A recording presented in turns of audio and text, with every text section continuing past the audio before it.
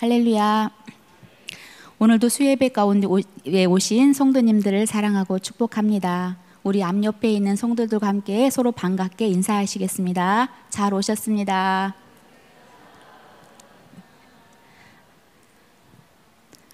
제가 이 자리에, 이 강대상은 오늘 처음이었거든요. 아침에 올라와가지고 깜짝 놀랐어요. 제가 보일까? 보이시나요?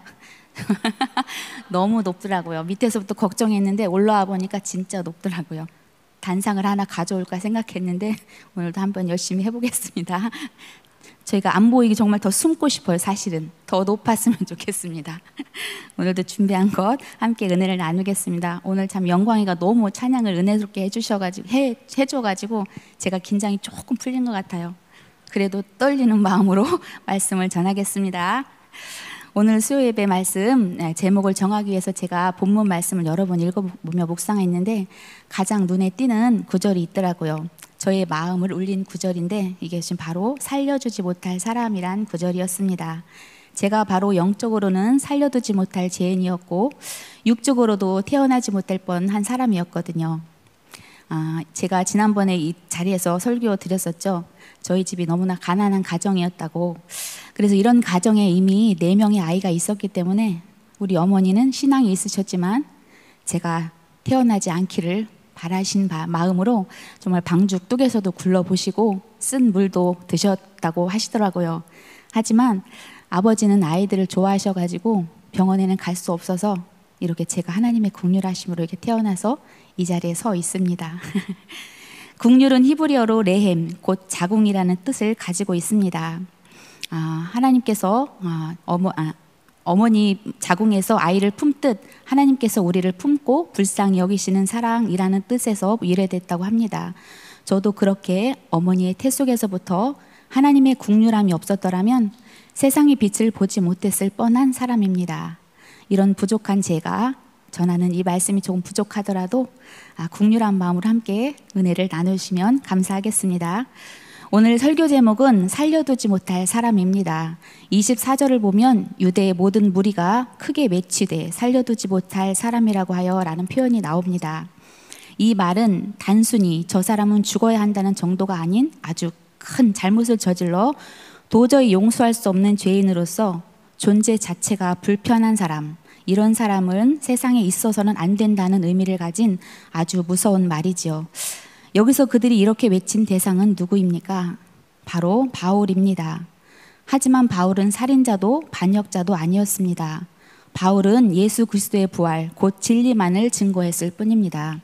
그런데 사람들은 왜 그를 전염병자와 괴수로 취급하며 그를 살려두지 못할 사람이라고 외쳤을까요? 오늘 말씀을 통해 세상은 왜 진리의 사람을 죽이려 하는가?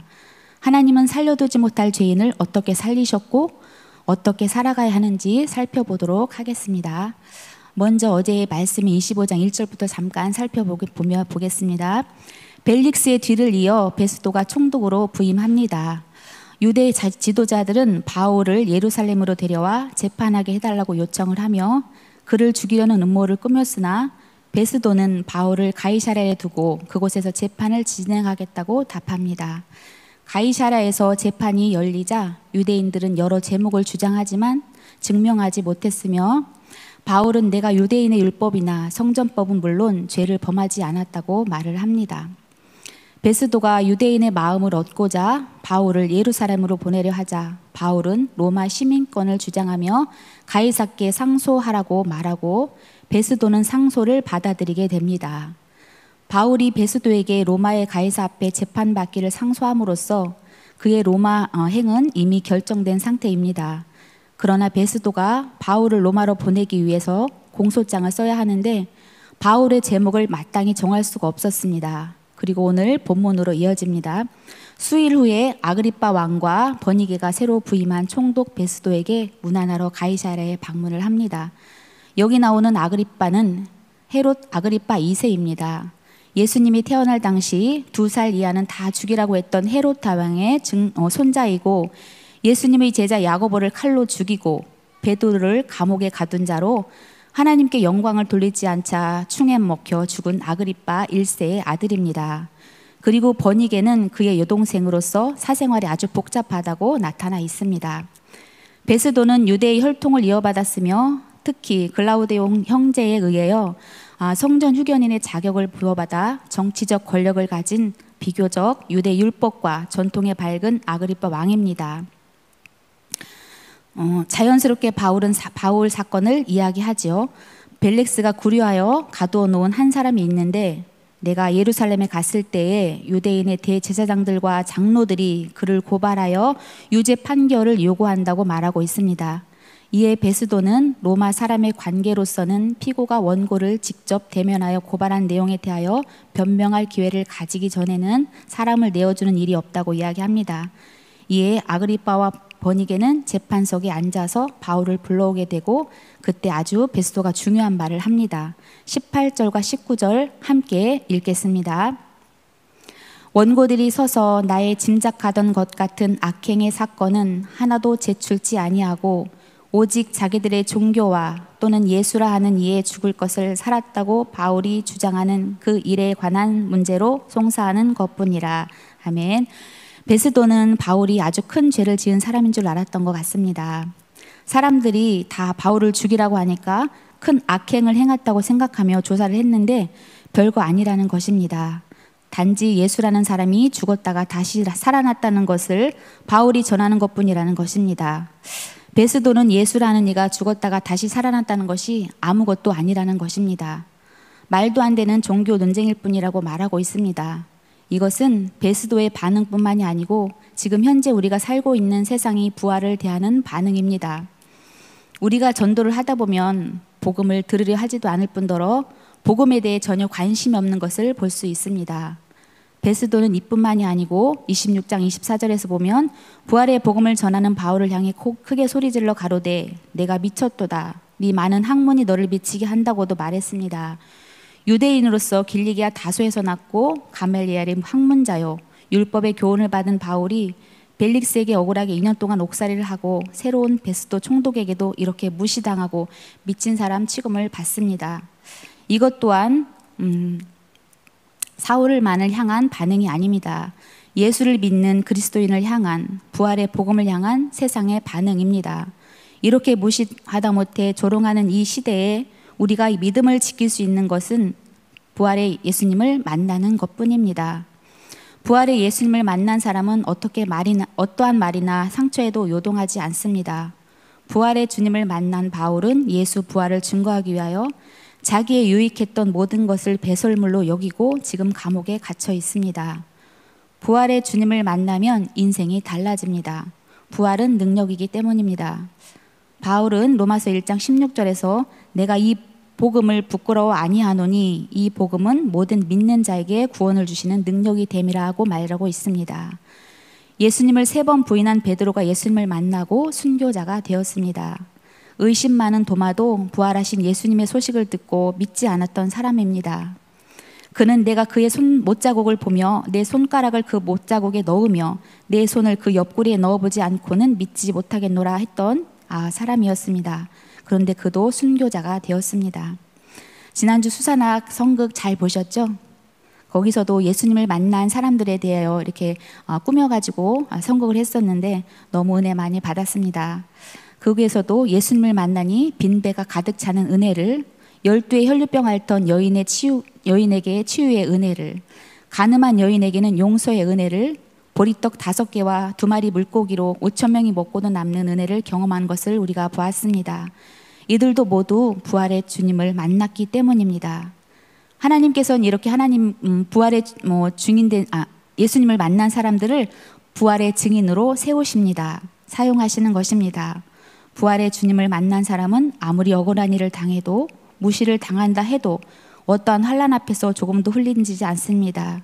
지금 성도님들은 어떠한 고난의 문제로 힘들어하고 있습니까?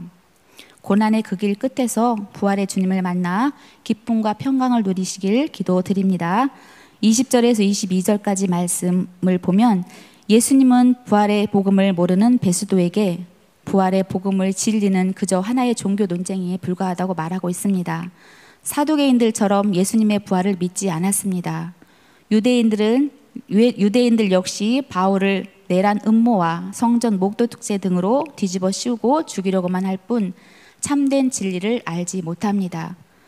베스도는 이것이 누명이며 단지 종교적인 견해 차이에서 비롯된 것이며 유대인들의 고발이 무리한 일이었다는 것을 알았기에 어떻게 심리할지 고민하면서 바울에게 예루살렘으로 가서 이 사건으로 거기서 재판받기를 원하는지 물어봅니다. 그러나 바울이 황제에게 판결을 받도록 그대로 갇혀있게 하여 달라고 호소함으로 그를 형제에게 보낼 때까지 가두라 명합니다. 아그리빠는 나도 사람의 말을 직접 들어보고 싶다고 하자 베스도가 내일 그 말을 들어보라고 합니다. 23절 함께 읽어보겠습니다. 아니 23절 네. 이튿날 아그리빠 왕과 버니게가 크게 위의를 베풀고 와서 천부장들과 성중의 높은 사람들과 함께 신문소에 들어와 베스도의 명으로 바울을 부르고 데려오니 아멘. 지금 재판장에는 아그리빠 왕과 버니게가 크게 의의를 입고 재판 자리에 앉아 있습니다. 로마 군대의 최고 자리인 천부장들의 멋진 군복과 칼을 차고 앉아 있고 시중에 높은 사람들이 근엄한 자세로 앉아 있습니다. 그런 그들 앞에 초라한 제수복을 입고 손과 발이 결박된 초라한 모습의 바울이 그 앞에 홀로 서 있습니다. 이 모습이 상상이 가시나요? 혹시 재판장에 가보신 적 있으세요? 저는 없는데 전 상상만 해도 두렵고 떨립니다. 누구도 그 앞에 서면 두렵고 떨렸을 것입니다. 성도님들은 어느 쪽에 서 계시고 싶으십니까? 화려한 쪽입니까? 세상의 권력을 가진 화려한 쪽입니까? 아니면 초라하지만 하나님의 시선이 있는 쪽이십니까? 바울은 하나님과 함께하는 사람이기에 그들 앞에서 위축되거나 두려워하지도 않았습니다. 화려한 옷을 차려입고 위엄있게 앉아있는 왕과 권력자들 앞에 바울의 겉모습은 손과 발이 결박되어 초라해 보였을지라도 부활의 주님을 만난 그는 누구보다 당당할 수 있었습니다. 저들은 세상의 화려함으로 자신들을 위엄있게 포장했지만 바울은 성령의 위엄을 가진 사람입니다. 성령의 사람은 어떠한 상황 속에서도 복음을 증거하는 사명을 감당할 수 있습니다. 26장의 1절에 보면 바울이 손을 들어 변명하되 아그리빠 왕 앞에서 당당하게 변론하며 말하고 있는 것을 보면 바울은 당당한 모습으로 서서 복음을 전하고 있었던 것을 알 수 있습니다. 하나님께서 세워주신 그들 앞에서 자신이 어떤 사람이었으며 예수님을 만나기 전에 자신이 예수 믿는 자들을 핍박했던 죄를 고백하며 다메섹에서 만난 부활의 하나님을 당당하게 증거하고 있음을 알 수 있습니다. 바울은 억울하게 체포되어 재판장에 세워졌지만 하나님께서는 그 자리를 복음을 전하는 자리로 사용하셨습니다. 하나님께서 핍박하던 바울을 복음의 증인으로 세우신 것입니다.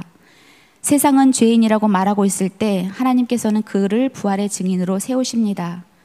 하나님은 죄 없는 사람을 쓰시는 게 아니라 죄를 회개한 사람을 쓰신다는 것을 보여주고 있습니다. 하나님은 완벽한 자를 쓰시는 게 아니라 말씀으로 변화된 사람을 부르시는 분이십니다. 사람들은 죄와 수치를 들추려고 하지만 하나님은 죄와 수치를 치유하여 주시고 생명을 살리는 약재료로 사용하십니다. 지금 재판장 안에 많은 사람 중 누가 더 의로운 사람입니까? 누가 더 영광스러운 사람일까요? 비록 죄수복을 입고 손과 발이 묶여 결박되어 있을지라도 담대히 복음을 전하는 사명을 감당하는 바울이 더 의롭고 영광스러운 사람이고 평강을 누리는 사람입니다. 지금 내가 있는 자리가 감옥 같은 억울한 자리일지라도 이해되지 않는 자리일지라도 그곳이 하나님께서 우리에게 맡겨주신 사명의 자리일 수 있습니다. 하나님께서 우리를 어떠한 자리에 세워주시든지 어디로 보내주시든지 머뭇거리지 않고 담대하게 복음을 전하는 사명자의 삶을 잘 감당하시길 소망합니다. 오늘도 나의 작은 삶을 통하여 하나님의 일하심을 기대하시길 소망합니다. 24절에서 25절 함께 합독하시겠습니다. 베스도가 말하되 아그리빠 왕과 여기 같이 있는 여러분이여 당신들이 보는 이 사람은 유대의 모든 무리가 크게 외치되 살려두지 못할 사람이라 하여 예루살렘에서와 여기서도 내게 청언하였으니 나는 살피건대 죽일 죄를 범할 일이 없더이다.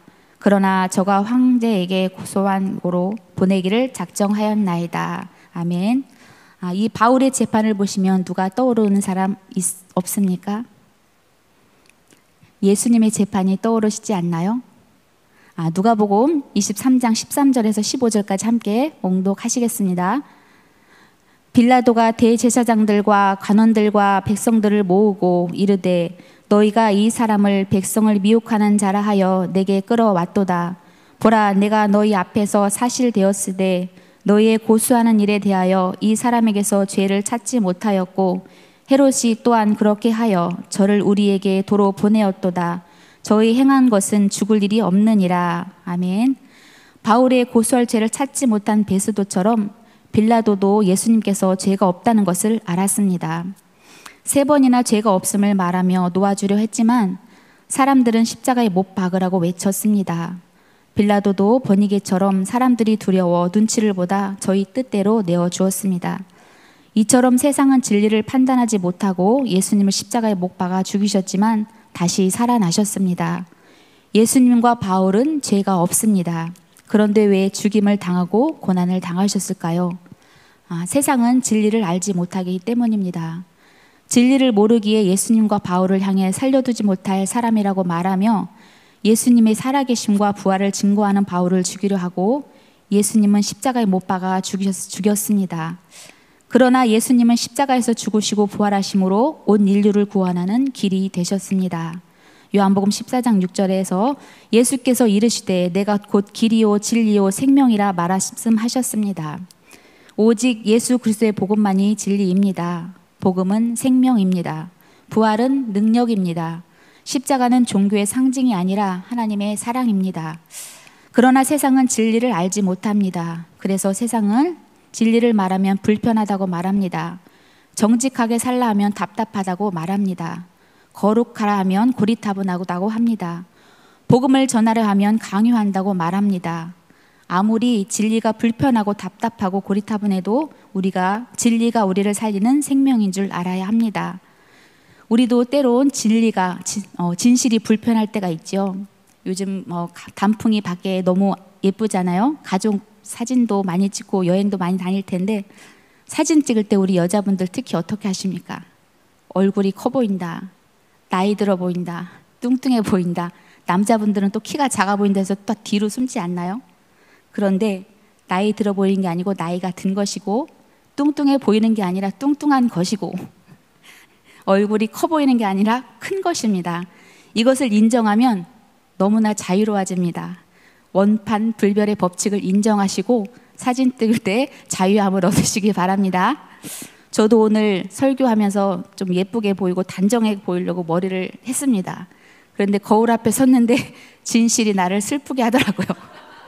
거울을 깨트릴 수도 없고 거울을 감출 수도 없고 그냥 인정하고 왔습니다. 예쁘게 봐주십시오. 세상은 진리를 두려워합니다. 어두움이 빛을 싫어하듯 세상은 진리를 두려워합니다. 그 이유는 진리를 통해 감추어진 죄가 드러나기 때문입니다. 빛 대신 예수님께서 진리로 감추어진 죄를 드러나게 하십니다. 성경에도 정말 살려두지 못할 자들이 있죠. 하나님의 백성을 오랫동안 괴롭히고 함부로 대한 애굽의 바로왕, 선지자들과 의로운 자들을 박해한 아합, 유대 민족을 몰살시킨 하만, 아기 예수를 죽이려 했던 헤롯, 스승을 은 30냥에 판 가룟 유다, 온 인류를 죽음으로 내어몬 사단은 살려두지 못할 자입니다. 하지만 성도 여러분, 이들만이 살려두지 못할 자일까요? 우리 모두가 하나님 앞에 살려두지 못할 자들이었습니다. 우리는 모두 허물과 죄로 죽었던 자들입니다. 의인은 없나니 하나도 없다고 말씀하셨습니다. 아무리 의인인 척해도 하나님 앞에 우리는 모두 죄인입니다.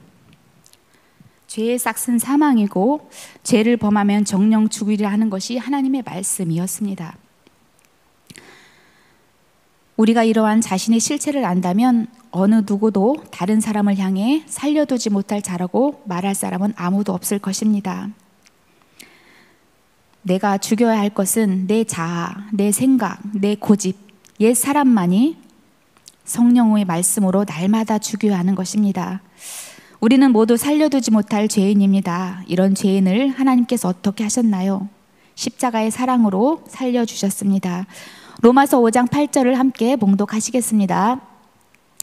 우리가 아직 죄인 되었을 때 그리스도께서 우리를 위하여 죽으심으로 하나님께서 우리에게 대한 자기의 사랑을 확증하셨느니라. 아멘.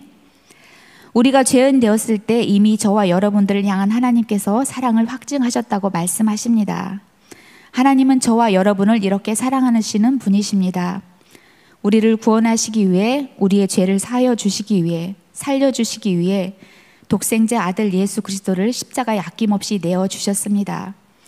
죄 없으신 우리 주 예수께서 죄인 된 우리를 구원하려 주시려 대신 죽으셨다는 것을 모두 믿으시죠? 그리고 3일 만에 부활하셨습니다. 우리는 본래 죄에 빚진 자들이었습니다. 우리는 죄를 갚을 능력이 없는 자들입니다. 그런 우리를 위해 십자가에서 죽으심으로 죄의 빚에서 자유롭게 하셨습니다. 도무지 살려두지 못할 죄인을 십자가의 사랑으로 살려주시고 부활하셔서 우리에게 영원한 생명을 얻게 하셨습니다.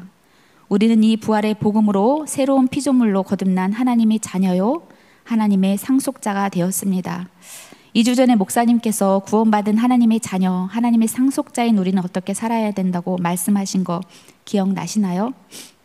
정죄함이 없는 진정한 해방의 자유를 누리며 징계의 고난은 나를 살리는 하나님의 뜻임을 깨닫고 기뻐하며 감사해야 한다고 말씀하셨습니다.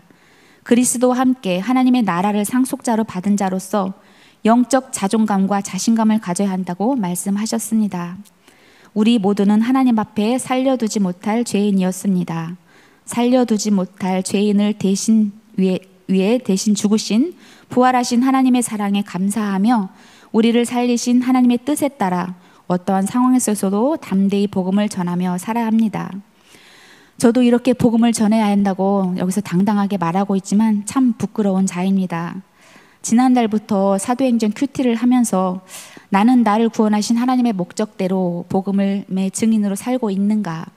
사도 바울은 복음을 위해 자기의 생명까지도 아끼지 않는다고 하셨는데 나는 어디까지 내어줄 수 있나라는 생각을 많이 하는 시간이었습니다. 그러던 중 목회 세미나를 다녀오게 되었는데요.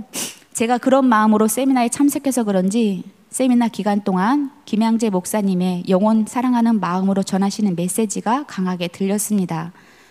목사님은 영혼 구원을 위해 오늘만 사시는 분, 나는 날마다 내일 때문에 힘들어하는데 목사님께서는 내일이 없는 오늘이 마지막인 것 같은 애통하는 마음으로 가정의 회복과 구원을 위해 당신의 모든 영혼을 쏟아부으시면서 말씀을 하시더라고요.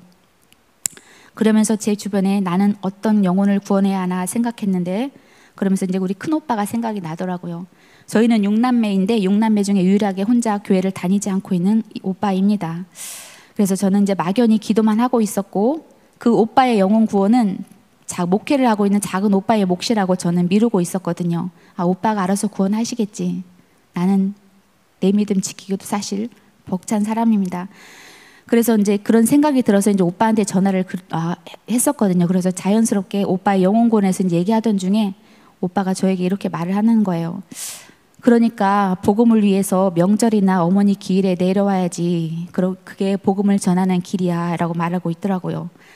저는 교회 다니고 바쁘다는 핑계로 잘 내려가지도 않았고 부모님이 또 안 계시니까 저 불편하니까 또 가지 않더라고요. 이게 내가 복음을 막는 길인지를 모르고 이렇게 있었습니다. 그리고 또 기일에는 어머니가 천국에 가셨으면 됐지 굳이 예배를 드려야 하나 생각이 들었거든요. 어머니가 소천하신 지 8년 정도 됐는데 한 2번 정도는 예의상 갔지만 그 다음부터는 전혀 참석을 하지 않고 있었어요. 그러던 중에 지난주 2주 전에 목사님께서 저녁 예배 때 바울이 굳이 하지 않아도 되는 전결 예식을 위해서 머리 깎는 비용을 드리며 왜 그렇게 했는지 말씀하실 때 어느 권사님의 말씀을 하셨잖아요. 그때 제 마음을 들킨 것 같았습니다. 어쩌면 나랑 똑같은 생각을 하고 있는 분이 계신가. 어머니는 예수 믿고 천국 가셨는데 예배는 하나님께만 드리면 되지. 굳이 기일에 예배를 드려야 하나? 예배의 주인공은 하나님이신데 그 주인공이 어머니가 되면 어떡하나 이런 생각을 많이 했었거든요. 이것이 나의 교만이었고 나의 또한 악함이었다는 것을 또 알게 되었습니다. 지난주에 또 저희가 이제 양육교사를 받고 있는데 양육교사에서 그 평현주기님께서 이렇게 말씀을 하시더라고요. 가족으로 묶어주는 것은 구원 그 이상도 이하도 아니다. 우리를 가족으로 묶어주신 것은 우리 가족의 남편으로 자녀로 세워주신 것은 하나님께서 고르고 골라서 영혼 구원에 의해서 함께 묶어주신 공동체라고 말씀을 하시더라고요. 나의 작은 이런 편견적인 생각이 정말 영혼을 구원하는데 완전 막힘이 되는 이런 악한 자라는 것을 제가 깨닫고, 이제부터는 오빠의 영혼을 위해서, 또한 시댁 식구들의 영혼을 위해서, 또한 안부 전화도 자주 하고 이제 가족 모임에도 함께 참석하도록 노력하려고 지금 마음 먹고 있습니다. 살려두지 못할 죄인인 나를 살려주신 하나님의 뜻을 모르는 이기적인 사람인 것을 알았기에 이제는 그렇게 살려고 적용을 해보려고 합니다. 살려두지 못할 죄인인 우리를 십자가의 사랑으로 구원해 주시고 부활의 첫 열매 되어 주셔서 나를 통해 또 다른 생명을 낳기를 원하시는 하나님의 뜻대로 영혼 구원을 위해 내 삶을 드리며 오늘도 각자의 맡겨진 사명의 자리에서 자신을 내어주는 적용으로 복음을 전하며 말씀대로 살고 누리는 인생이 되기를 소망합니다. 날마다 구원의 기쁨과 찬송이 넘치는 성도 되기를 예수님의 이름으로 소망하며 축복합니다.